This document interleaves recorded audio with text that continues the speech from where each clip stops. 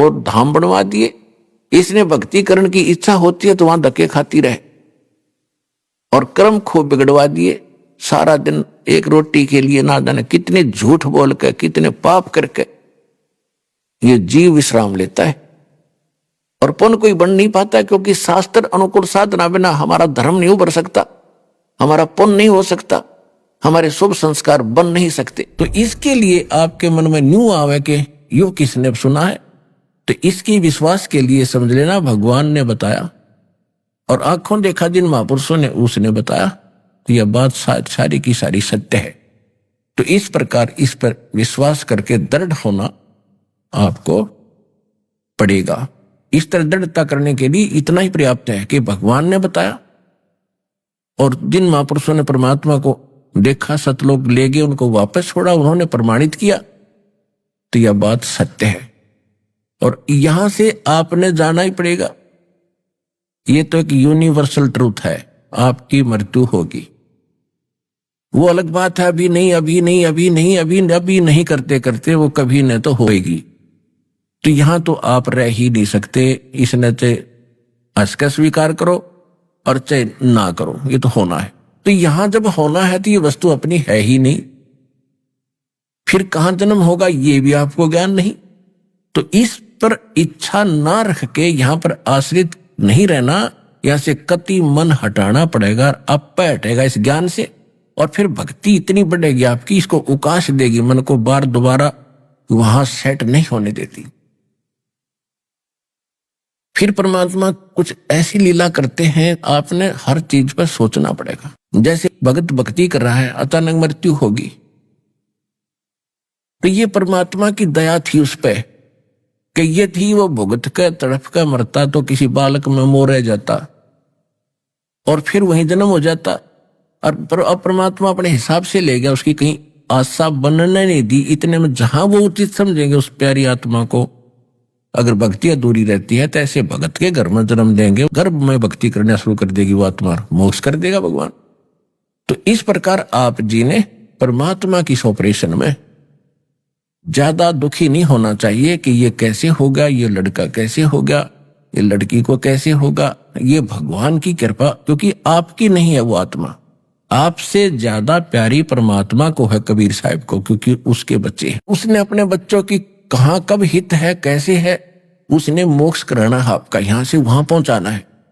और आपने अपना स्वार्थ दिखाई देता है कि अभी बच्चा ठीक था और कल ही वो लड़का बीमार हो जाता है या पत्नी बीमार हो जाती है और भुगत रही होती है। आप स्वयं कहते हुए भगवान इसकी मिट्टी ही संगवा लो। तो कहने का भाव ये है दास का कि जो परमात्मा कर रहे हैं, जब आप उसकी शरण में आ गए हो तो परमात्मा के क्रिया में ऑब्जेक्शन पैदा ना करियो। इस चीज को मानकर कहीं भगवान से दूर ना हो जाना, इसलिए आपको ये रह रहकर सारे फाउल पॉइंट और प्लस पॉइंट आपको बताए जाते हैं। अब इसमें क्या बताया है कि जा सतगुरु की मैं बलिहारी जो जामन मरण मिटाही, कि उस सतगुरु के ऊपर कुर्बान हो जाना जिसके पास जन्म और मरण के इस रोग के नाश करने की जड़ी यानी सतभक्ति हो। आप बालक नहीं हो, सब शिक्षित हैं और प्रमाण आपको दिखा दिए। अन्य संत भगत कौन सी साधना करते और कराते हैं, वो भी आपके रूबरू करती, वो मोक्षदायक नहीं है। केवल इस साधना जो दास आपको देता है, इसके अतिरिक्त किसी संत के पास इस विश्व में आज के दुनिया भक्ति और ये मार्ग और ये भगवान का ज्ञान नहीं है। और इसके अतिरिक्त यदि इस दास से ये ज्ञान भक्ति चुरा कर कोई चोर भगवान का अपने आप ये मंत्र नाम की तरह गुरु बनकर भोली आत्माओं का जीवन नाश कर रहा होगा, उसका भी पता भी लग जाएगा आपने। वो तो अधिकारी है ही नहीं, उसके पास कख भी नहीं है, तो वो तो एक डुप्लीकेट पासपोर्ट बना रहा है, अवैध है वह। और उनका पता जब चलेगा, जब वो पासपोर्ट दिखाया जाएगा वहां जहां इसकी आवश्यकता पड़ती है, तो वहां दोनों पकड़े जाएंगे, बनाने वाला भी और बनवाने वाला भी। तो जो ऐसा व्यक्ति है वो महान नीच और दुष्ट व्यक्ति है, जो इस दास से ज्ञान लेकर और स्वयं गुरु पद प्राप्त करके भक्त नाम दान दे रहा है। उससे भी बचना है और बचाना है, उन्हें भाई बहनों को समझाना है। कोई आपने किसी के साथ जोर जबरदस्ती नहीं करनी है। कोई मन ने समझाओ कि ये ऐसा नहीं है, ये गलत कर रहा है, नहीं मानता है तो उनका दुर्भाग्य है, उनको आप सजा मिलेगी। आपका फर्ज उनको सचेत करने का है, इतना सा काम। फिर क्या बताते हैं, यदि सत भक्ति नहीं करते हो, ये सौदा पूरा नहीं करते हो तो क्या होगा, मृत्यु होगी। कुल परिवार तेरा सकल कबीला मसलत एक ठराही, बांध पिंजड़ी आगे धर लिया मरगट को ले जाई। यानी मृत्यु के उपरांत घर वाले तो टक्कर मार रहे होते हैं, उनमत हिम्मत नहीं कि इसने उठा कर शमशान घाट पे ले जाए,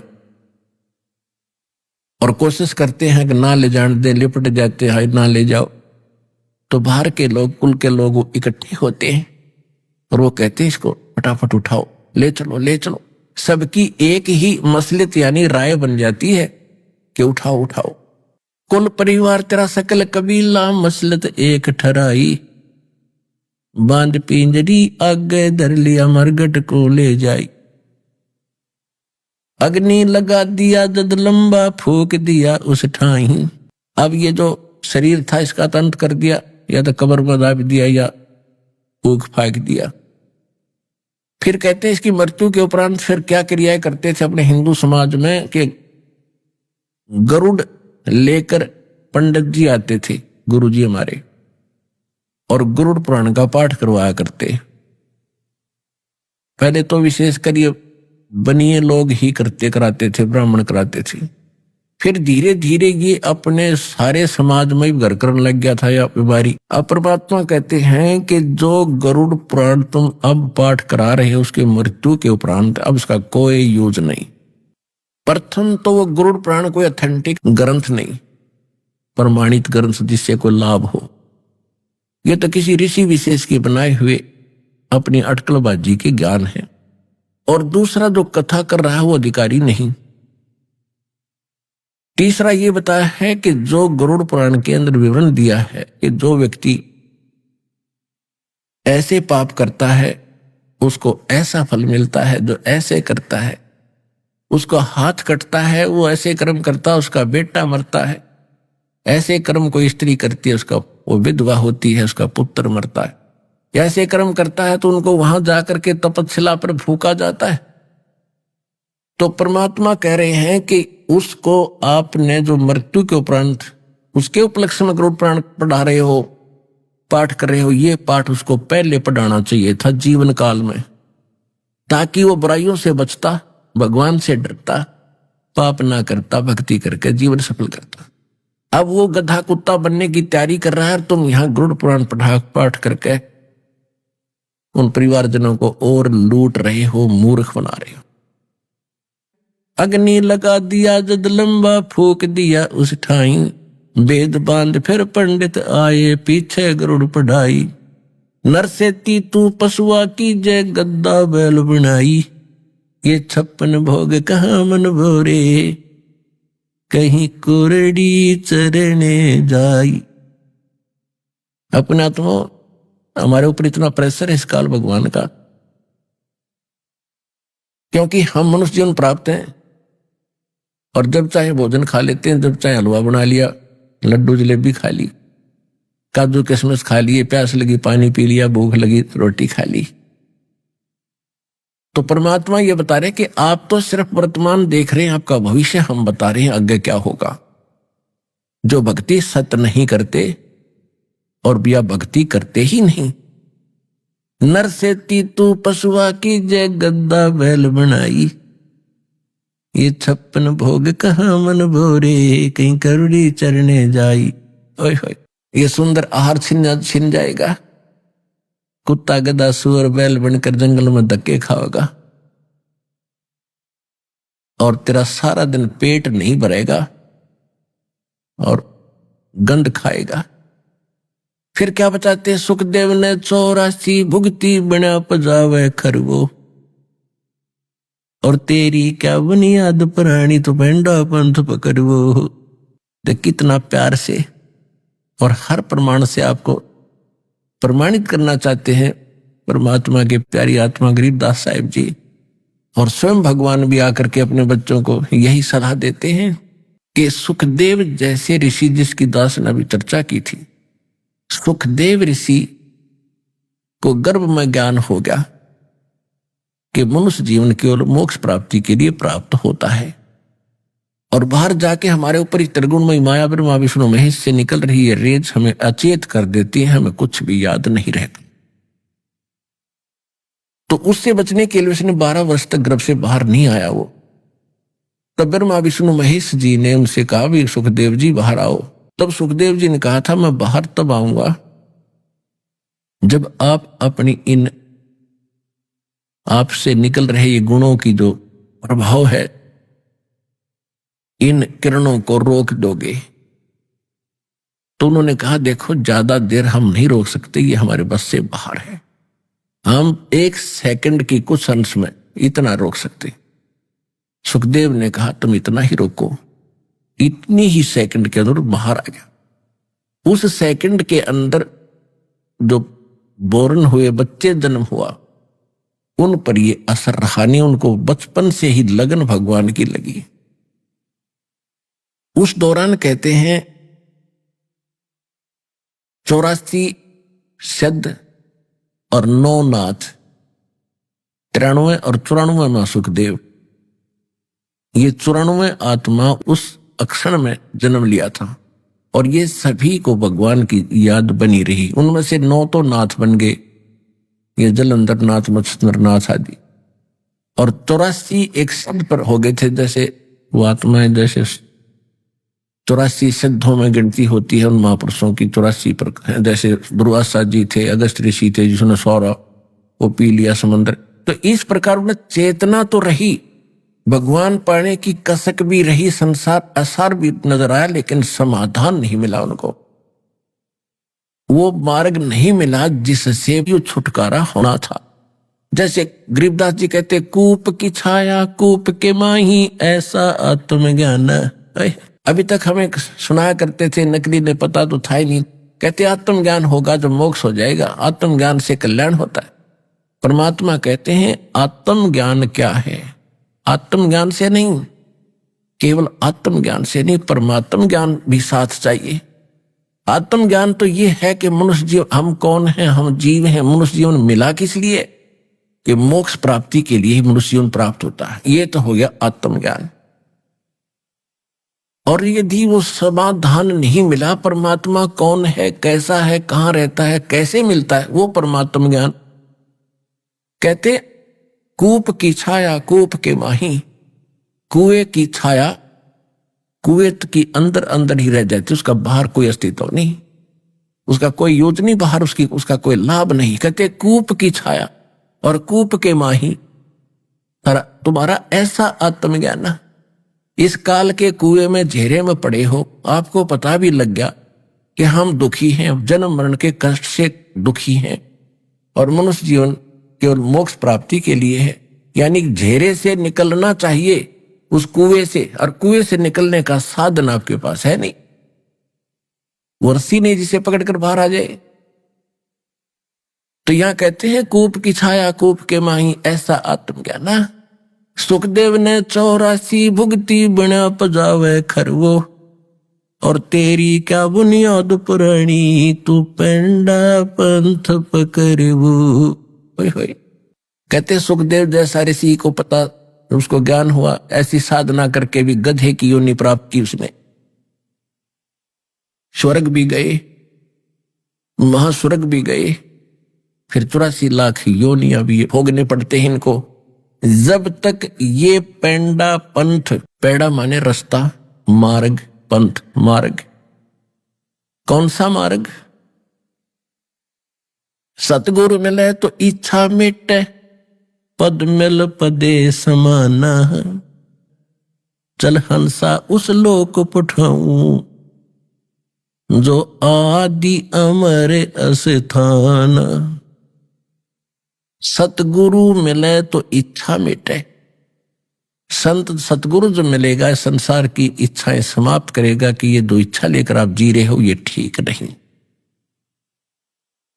और फिर पद मिल पदे समाना, यानी पद माने पद्धति। यहां पद के दो अर्थ हैं, दो पद बोले, पद मिल पदे समाना। गीता अध्याय नंबर 15 के श्लोक नंबर 4 में कहा कि तत्वदर्शी संत की प्राप्ति के उपरांत परमेश्वर के उस परम पद की खोज करनी चाहिए जहां जाने के बाद साधक कभी जन्म मरण में नहीं आते। और जिस परमेश्वर ने सब ब्रह्मांडों की रचना की है उसी की भक्ति करनी चाहिए, गीता ज्ञानदाता है। एक तो वो पद, और एक पद माने पद्धति, यानी मेथड ऑफ वर्शिप, पूजा की विधि, वो पद। सतगुरु मिले तो इच्छा मिटे, पद मिल पदे समाना, यानी सही भक्ति विधि कंप्लीट कोर्स, वो पद मिले, पद्धति मिले, तब उस पद में समाओगे, वहां स्थान पाओगे जहां जाने के बाद कभी लौटकर संसार में नहीं आते, आपका जन्म मरण सदा के लिए समाप्त हो जाएगा। तो ये क्या बताते हैं कि सुखदेव ने 84 भुगती, बिना पजावे खरवो, खर माने गधा। और पजावा होता है, एक कुम्हार लोग पहले ईंटें पकाते थे और उस पे क्या करते थे, कुछ स्थान उनके पास थोड़ा सा होता था, बाहर से ईंटें बना करके गारा से, और वहां पकाते थे ईंधन लकड़ी से। वो लकड़ी की जो राख हो जाती थी उसके ऊपर अगली बार उसके ऊपर ही लगा देते थे, उसको उठा के बाहर नहीं ले जाते थे, वे रखने का स्थान नहीं होता। तो वो बढ़ता बढ़ता ढेर बन जाता था, काफी 50-60 फुट ऊंचा तक, काफी अच्छी चौड़ाई में। उसको पजावा कहा करते थे। और गधा नीचे से, गधा जब नीचे से कुम्हार क्या करता, गधे के ऊपर एक थैला भर देता, बोरा, कच्ची ईंटें वहां से डालता है, ऊपर जहां उसको पकाना है वहां रखवाता है, और वहां पहले पकी हुई ईंटों का स्टॉक होता है, उनको तुरंत फटाफट उसकी कमर पर लाद देता है। नीचे से लद्दा गया, ऊपर से लद्दा आया, और फिर नीचे जा। तो कहते हैं फिर क्या होता है कि कमर टूट जाती है गधे की, और वो चारा भी घर पे नहीं कर देता, तो कुम्हार उसको छोड़ देता, बनी जंगल में जा सीख के आ, और शाम को उसका कान पकड़ के सुबह काम के टाइम घर ले आता है। और उसके बाद जो कमर टूट जाती है, कौवे आते हैं उसकी कमर पर चोंच मार मार कर उसके मांस को खाते हैं। तो पुण्यात्मा, हमारी आत्मा इतनी कट्टर होगी, इन बातों का असर होना ही बंद हो गया कि ऐसे कैसे होगा, हम तो मनुष्य हैं। मनुष्य कितने दिन हो आप, ये भी याद रखना। आप जीव हैं, भगवान बता रहा है, इस पर विश्वास करना पड़ेगा। कहते फिर पीछे तू खर कीजेगा, तेरा कागा मांस गिलाई, काग तेरे मांस खाओगा तेरी कब्र का।